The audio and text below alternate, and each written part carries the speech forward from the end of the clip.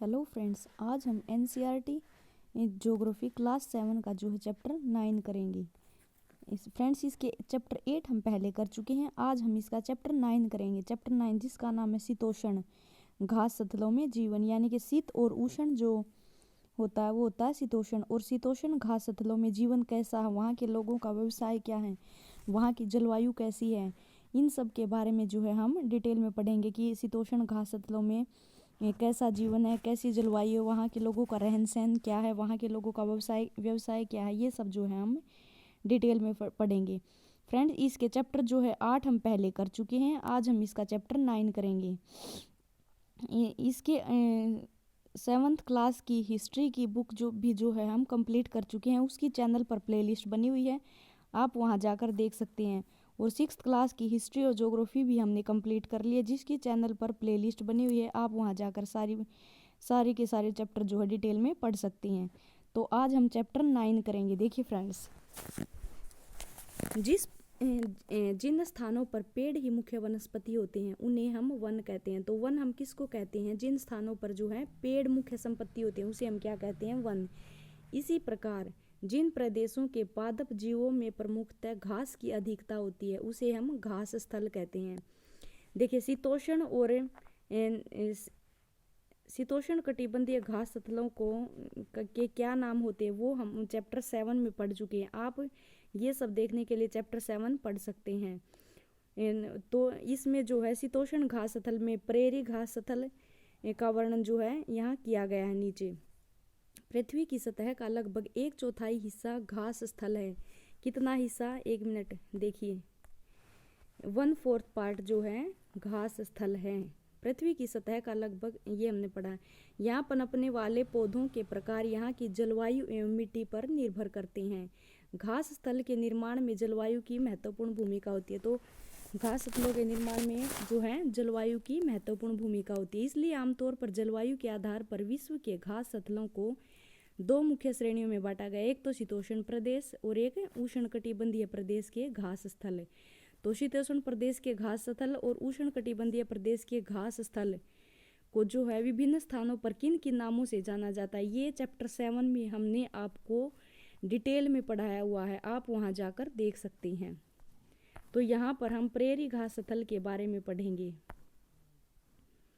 देखिए, पहले मैं आपको ये प्रेरी घास स्थल ये दिखा देती हूँ। यहाँ पर फ्रेंड्स 2 मीटर तक ऊंची घास के दृश्य जो है यहाँ पर होता है, यानी कि यहाँ पर घास की ऊंचाई 2 मीटर तक होती है। देखिए, उत्तरी अमेरिका के शीतोष्ण घास स्थल को प्रेरी कहते हैं। तो प्रेरी घास स्थल कहाँ है? उत्तरी अमेरिका जो महाद्वीप है।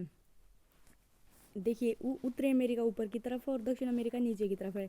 तो उत्तरी अमेरिका जो महाद्वीप है उसमें जो है ये प्रेरी घास का स्थल पाया जाता है। देखिए, मैं आपको एक बार चित्र में भी समझा देती हूँ।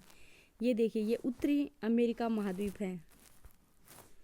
ये उत्तरी अमेरिका महाद्वीप है और इसमें जो कनाडा और संयुक्त राज्य अमेरिका में जो है ये प्रेरी घास स्थल पाया जाता है। ये देखिए, इसमें ये रॉकी पर्वत जो है, रॉकी पर्वत प्रेरी घास स्थल के जो है दक्षिण में स्थित है।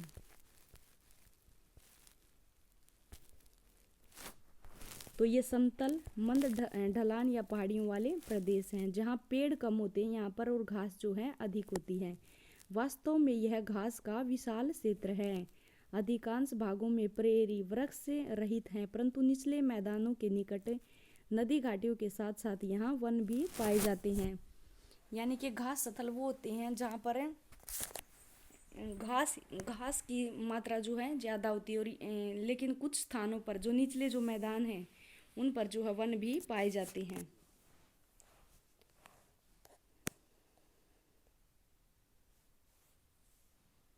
दो मीटर तक ऊंची घास यहाँ के भूदृश्य की प्रधानता है। मैंने आपको बताया कि 2 मीटर तक ऊंची घास जो है यहाँ पाई जाती है। वास्तव में यह एक घास का सागर है।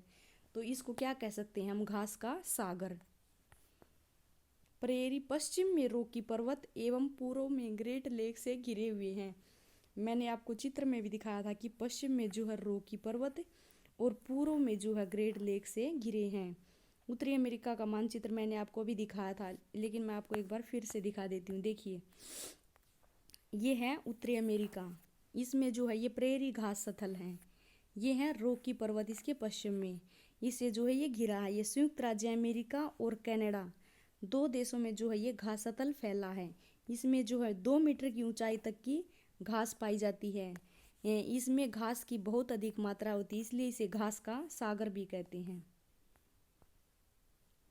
अमेरिका के प्रेरी का अपवाहन मिसिसिपी की सहायक नदियां तथा कनाडा के प्रेरी का अपवाहन सास्केचुआ नदी की सहायक नदियां करती हैं। तो प्रेरी का अपवाहन कौन कौन सी नदियां? मिसिसिपी की सहायक नदियां जो है अमेरिका में, और कनाडा में जो है प्रेरी अपवाहन सास्केचुआ नदी की सहायक नदियां करती हैं।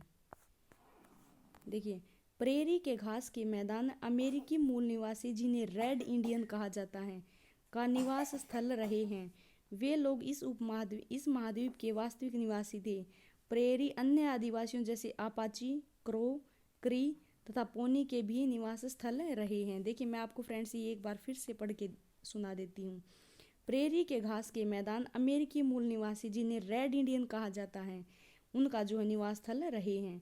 वे लोग इस महाद्वीप के वास्तविक निवासी थे। प्रेरी अन्य आदिवासियों जैसे अपाची, क्रो, क्री तथा पोनी के भी निवास स्थल रहे हैं। ये देखिए, ये जो है उत्तरी अमेरिका, और यहाँ से जो है कर्क रेखा होकर, इसके नीचे से कर्क रेखा होकर गुजरती है। कर्क रेखा जो है ऊपर की तरफ है, और मकर रेखा नीचे की तरफ, और बीच में जो है भूमध्य रेखा होती है। फ्रेंड्स, ये हम 6th क्लास की NCERT ज्योग्राफी के चैप्टर 3 में जो है हमने ये सब पढ़ा है, कर्क रेखा, मकर रेखा, भूमध्य रेखा के बारे में। तो आप उस चैप्टर को वहाँ जाकर ये सब देख सकते हैं, अगर आप डिटेल में देखना चाहते हैं तो। अब देखिए जलवायु। तो प्रेरी घास स्थलों की जलवायु कैसी है, उस सब का वर्णन इसमें किया गया। महाद्वीप के मध्य में स्थित होने के कारण यहाँ चरम तापमान वाली महाद्वीपीय जलवायु होती है। तो कैसी? चरम तापमान वाली महाद्वीपीय जलवायु, क्योंकि ये प्रेरी घास स्थल जो है ये महाद्वीप के मध्य में स्थित है।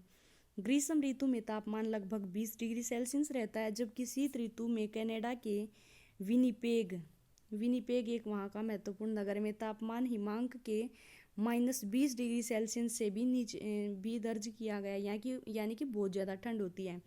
शीत ऋतु में यह प्रदेश बर्फ़ की मोटी परत से जो है ये ढका रहता है। यहाँ वर्षा सामान्य होती है, जो घास के विकास के लिए अनुकूल है। उत्तर दक्षिण अवरोध की अनुपस्थिति में, यानी कि जब उत्तर दक्षिण अवरोध जो होता है वो नहीं होता, तब यहाँ पर चिनुक नामक एक स्थानीय पवन बहती है। तो कौन सी पवन बहती है? चिनुक। तो चिनुक पवन क्या है, ये हम यहाँ पढ़ेंगे। देखिए, चिनुक एक गर्म पवन है जो शीत ऋतु में बहती है तथा कम समय में ही तापमान को बढ़ा देती है। तापमान में वृद्धि के कारण बर्फ पिघलने लगती है एवं पशुओं के चरने के लिए चारागाह उपलब्ध हो जाता है। तो चिनुक कैसी है? एक गर्म पवन है जो कि सर्दी की ऋतु में बहती है। अब देखिए, यहाँ के लोगों की जो है वनस्पति यहाँ पर क्या क्या उगती है और प्राणी जात कैसा है, ये सब यहाँ पर डिटेल में बताया गया है, यानी कि प्रेरी घास स्थलों की वनस्पति जात और प्राणी जात। देखिए फ्रेंड्स, मैं आपको पहले इस चित्र में जो बताया गया है, पहले आपको वो दिखा देती हूँ। इस चित्र में दिखाया गया एक अपने घोड़ों के साथ एक काउबॉय है। काउबॉय किसको कहते हैं? वहाँ पर जो है एक मवेशी फार्म होते हैं, मवेशी फार्म की जो देखभाल करते हैं ना, उनको कायबाओ कहते हैं। और जो मवेशी फार्म होते हैं उनको जो है फ्रेंड्स रेंच कहते हैं। रेंच, एक मिनट, या हाँ, रेंच कहते हैं जो उसकी देखभाल करते हैं, उस फार्म को तो रेंच कहते हैं, और जो उसकी देखभाल करते हैं उनको जो है फ्रेंड्स काउबॉय कहते हैं। ये देखिए इस चित्र में दिखाया गया है। और यहाँ की मुख्य पशु जो है वो है बाइसन। ये उत्तरी अमेरिका का जो है पशु है, महत्वपूर्ण पशु है, इसको क्या कहते हैं? बाइसन। अब देखिए, हम यहाँ पर वनस्पति जात और प्राणी जात के बारे में पढ़ेंगे। प्रेरी सामान्यतः पेड़ विहीन होते हैं, यानी कि वहाँ पेड़ नहीं होते। जहाँ जल उपलब्ध होता है वहाँ सरपत, जिसको जो कहते हैं विलो, आल्डर एवं पोपलर जैसे पेड़ उगते हैं। तो वहाँ पर कौन कौन से पेड़ उगते हैं फ्रेंड्स? सरपत, older, popular. 50 सेंटीमीटर से अधिक वर्षा वाले प्रदेश कृषि के लिए उपयुक्त होते हैं, यानी कि जहाँ 50 सेंटीमीटर से ज़्यादा वर्षा होती है वहाँ पर खेती की जा सकती है, क्योंकि यहाँ की मिट्टी उपजाऊ होती है। यद्यपि इस क्षेत्र की मुख्य फसल जो है मक्का है, जबकि अन्य दूसरी उगने वाली फसलें आलू हैं, सोयाबीन है, कपास है और अल्फाल्फा है। तो यहाँ की मुख्य फसल क्या है? मक्का। और उसके अलावा कौन कौन सी फसलें उगती हैं? आलू, सोयाबीन, कपास। एक मिनट, मैं आपको दोबारा से ये दिखा देती हूँ। आलू, सोयाबीन, कपास और अल्फा अल्फा। जिन क्षेत्रों में वर्षा काफ़ी कम एवं अनिश्चित होती है वहाँ पैदा होने वाली घास छोटी और नुकीली होती है। यानी कि जहाँ ज़्यादा वर्षा होती है वहाँ तो जो घास लंबी होती है, लेकिन जहाँ वर्षा कम होती है वहाँ पर घास छोटी होती है। तो फ्रेंड्स, लंबी कितनी होती है? यानी कि 2 मीटर तक, ये हमने पहले पढ़ा कि 2 मीटर तक लंबी घास इन घासतलों में उगती है। इसी कारण से इन्हें घास का सागर कहते हैं। लेकिन जहाँ पर वर्षा कम होती है वहाँ जो है छोटी और नुकीली घास होती है। ये प्रदेश मवेशियों के पालने के लिए उपयुक्त हैं। यानी कि मवेशियों को पालना जो है इन क्षेत्रों में, जहाँ पर इन क्षेत्रों में जो है उपयुक्त होता है। विशाल मवेशी फार्म को रेंच कहते हैं। ये मैंने आपको पहले भी बताया है। जो मवेशी फार्म जो होते हैं उनको क्या कहते हैं? रेंच। उनको रेंच कहते हैं। और उनकी देखभाल करने वाले को काउबॉय। देखिए, काउबॉय ये दिखाया गया अपने घोड़ों के साथ काउबॉय। मवेशी फार्म जो होते हैं, मवेशी फार्म में रहने वाले जानवरों की जो देखभाल करता है उनको क्या कहते हैं? उन व्यक्तियों को जो है काउबॉय कहते हैं। और उन मवेशी फार्मों को जो है रेंच कहते हैं। ये देखिए बाइसन, ये बाइसन का चित्र दिखाया गया। बाइसन या अमेरिकी भैंस, बाइसन को क्या कहते हैं? अमेरिकी भैंस। इस प्रदेश का सबसे महत्वपूर्ण पशु है। तो ये मैंने आपको पहले भी बता दिया कि बाइसन जो है इस प्रदेश का महत्वपूर्ण पशु है। निरंतर शिकार के कारण ये पशु लगभग लुप्त हो गए और अब इन्हें सुरक्षित प्रजातियों की श्रेणी में रखा जाता है। यानी कि शिकार होने के कारण इनकी संख्या में जो है कमी होती गई, लेकिन अब इनको सुरक्षित प्रजातियों की श्रेणी में रखा गया है। इन प्रदेशों में पाए जाने वाले अन्य जीव हैं खरगोश है, काइयोट है, गोफर है एवं प्रेरी कुत्ता है। तो कौन कौन से अन्य जीव पाए जाते हैं इस बाइसन के अलावा? खरगोश, काइयोट, गोफर और प्रेरी कुत्ता। अब हम पढ़ेंगे कि यहाँ के लोगों का जीवन कैसा है। प्रेरी घास स्थल जो है हम फ्रेंड्स पढ़ रहे हैं कि प्रेरी घास स्थल के लोगों का क्या क्या व्यवसाय है, वहाँ पर कौन से वन्य जीव हैं, कौन कौन सी फसलें उगाई जाती हैं, वहाँ के लोगों का जीवन कैसा है। अब हम यहाँ पर ये पढ़ेंगे। इसकी जलवायु के बारे में हम पढ़ चुके हैं और वहाँ के वन्य जीवों के बारे में हम पढ़ चुके हैं। अब हम यहाँ के लोगों के बारे में पढ़ेंगे। प्रेरी घास स्थल में जो है लोगों का जीवन कैसा है। इस प्रदेश के लोग काफ़ी परिश्रमी होते हैं, यानी कि मेहनती जो है ज़्यादा होते हैं। अपने विपुल प्राकृतिक संसाधनों के उपयोग के लिए उन्होंने प्रौद्योगिकी का सफलतापूर्वक विकास कर लिया है।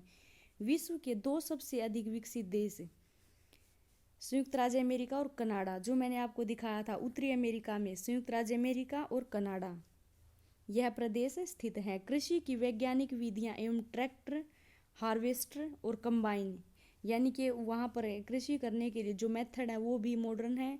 और वहाँ पर जो है उसके लिए ट्रैक्टर का प्रयोग किया जाता है, हार्वेस्टर का और कंबाइन का जो है खेती के लिए उपयोग किया जाता है। के उपयोग से उत्तरी अमेरिका सबसे बड़ा खाद्यान्न उत्पादक बन गया है।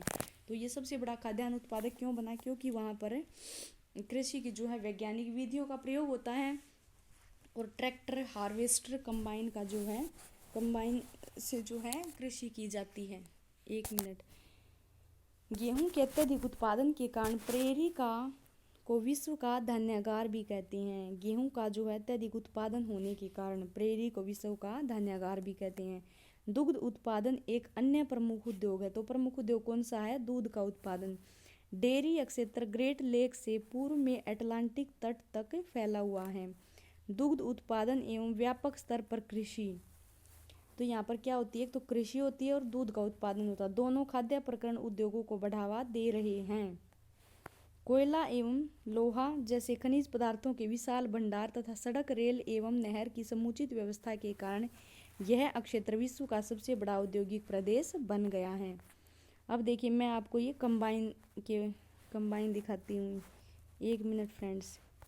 ये जो है कंबाइन का चित्र है। यह ऐसी मशीन है जो बुआई, जुताई एवं थ्रेसर तीनों का कार्य कर सकती है। फ्रेंड्स, क्या आप हमें बताएंगे कि यहाँ से हरियाणा से भी जो है कोई स्टूडेंट्स जो हैं पढ़ रहा है, अगर कोई पढ़ता है तो हमें कमेंट करके बताएं। संयुक्त राज्य अमेरिका के प्रेरी के प्रमुख नगर शिकागो, मिनियापोलिस, इंडियानापोलिस, कंसास एवं डेनवर हैं। तो संयुक्त राज्य अमेरिका के मुख्य नगर कौन कौन से हैं? शिकागो है, मिनियापोलिस है, इंडियानापोलिस है, कंसास है और डेनवर है। और कनाडा के प्रेरी के प्रमुख नगर जो है एडमोंटन है, सैस्काटून है, कैलगरी है और विनिपेग। विनिपेग के बारे में हमने पीछे पढ़ा कि वहाँ पर -20 डिग्री तक जो है टेम्परेचर को नोट किया गया है। तो मुख्य नगर है मिनियापोलिस, इंडियानापोलिस, कंसास और डेनवर। और कनाडा के प्रेरी के मुख्य नगर हैं एडमोंटन, सैस्काटून, कैलगरी और विनिपेग। अब देखिए फ्रेंड्स, तो यहाँ तक हमने जो है प्रेरी घास स्थलों के बारे में पढ़ा है कि वहाँ के प्रेरी घास स्थल में जो है जलवायु कैसी है, वहाँ पर वनस्पति कैसी है, वहाँ पर पशु किस तरह के पाए जाते हैं, कौन कौन से पशु पाए जाते हैं और वहाँ के लोगों का जीवन कैसा और उनका मुख्य व्यवसाय क्या है। अब हम ये जो है शीतोष्ण घास स्थलों के बारे में हम पढ़ रहे हैं। प्रेरी एक शीतोष्ण घास स्थल है। अब इसके आगे हम एक अन्य घास स्थल वेल्ड, ये भी एक शीतोष्ण घास स्थल है। वेल्ड भी एक शीतोष्ण घास स्थल है। अब हम वेल्ड के बारे में यहाँ पर पढ़ेंगे। तो प्रेरी के बारे में फ्रेंड्स आपको समझ आ गया होगा। अब जो मैं आपको वेल्ड के बारे में बताऊंगी। दक्षिण अफ्रीका के शीतोष्ण घास स्थल को वेल्ड कहते हैं। तो वेल्ड किसे कहते हैं? दक्षिण अफ्रीका का जो शीतोष्ण घास स्थल है उसे वेल्ड कहते हैं। वेल्ड 600 मीटर से 1100 मीटर तक की विभिन्न ऊंचाइयों वाले उर्मिल पठार होते हैं। 600 से 1100 मीटर की ऊंचाइयों वाले। यह ड्रैक्सबर्ग पर्वतों से घिरा है। तो कौन से पर्वत से घिरा है? ड्रैक्सबर्ग। इसके पश्चिम में कालाहारी रेगिस्तान स्थित है। इसके पश्चिम में जो है कालाहारी रेगिस्तान स्थित है। इसके पूर्व में उच्च वेल्ड स्थित है, जिसकी ऊंचाई कुछ स्थानों पर 1600 मीटर से भी अधिक है। उच्च वेल्ड की ऊंचाई जो है 1600 मीटर से भी अधिक है। अफ्रीका का मानचित्र मैं आपको अभी दिखाती हूँ। वेल्ड से घिरे देशों के नाम ऑरेंज और लिम्पोपो नदी की सहायक नदियाँ इस प्रदेश को सिंचित करती है। तो देखिए मैं आपको एक बार ये अफ्रीका महाद्वीप का जो है चित्र दिखा देती है। ये अफ्रीका महाद्वीप और यहाँ पर जो है वेल्ड घास स्थल है। ये देखिए ये है वेल्ड का फ्रेंड्स, ये लिम्पोपो नदी और ये ऑरेंज नदी यहाँ पर, ये है जोहान्सबर्ग, ये है ड्रैक्सबर्ग, ये है किम्बरेले। जोहान्सबर्ग को जो है सोने की स्वर्ण राजधानी भी कहा जाता है और किम्बरल जो है हीरे की खान के लिए प्रसिद्ध है। तो फ्रेंड्स इसको याद रखिएगा कि जोहान्सबर्ग को स्वर्ण राजधानी कहते हैं और किम्बरेले में जो है हीरे की खानें पाई जाती हैं। ये ऑरेंज नदी और लिम्पोपो नदी जो है यहाँ पर बहती हैं। ये हैं वेल्ड क्षेत्र, वेल्ड घास स्थल, जो कि अफ्रीका महाद्वीप के दक्षिण में स्थित है। देखिए इसके इधर जो है पूर्व में हिंद महासागर है और इधर जो ये पश्चिम में अटलांटिक महासागर है। तो वेल्ड घास स्थलों के बारे में अब हम डिटेल में पढ़ेंगे। दक्षिण अफ्रीका के ब्रिटिश उपनिवेश बनने से पहले यह वेल्ड नाम डच अधिवासियों द्वारा दिया गया था। तो मैंने आपको चित्र में दिखा दिया। ऑरेंज और लिम्पोपो नदी भी जो है इस प्रदेश को सिंचित करती हैं।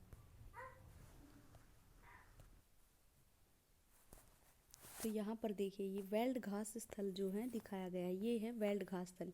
ये लिम्पोपो नदी है, ये ऑरेंज नदी। जोहान्सबर्ग को जो है स्वर्ण राजधानी कहा जाता है और किम्बरेले में जो है हीरे की खान पाई जाती हैं।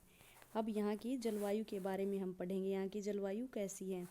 हिंद महासागर के प्रभाव के कारण वेल्ड की जलवायु जो है नम है। शीत ऋतु ठंडी एवं शुष्क होती है। इस दौरान तापमान 5 डिग्री सेल्सियस से 10 डिग्री सेल्सियस के मध्य रहता है एवं जुलाई सबसे अधिक ठंडा महीना होता है। ग्रीष्म ऋतु अल्पकालीन एवं गर्म होती है। ग्रीष्म ऋतु में जोहान्सबर्ग का तापमान लगभग 20 डिग्री तो जो है ग्रीष्म ऋतु में 20 डिग्री सेल्सियस दर्ज किया जाता है। वेल्ड क्षेत्र में वर्षा नवंबर से फरवरी के बीच ग्रीष्मकालीन महीनों में होती है।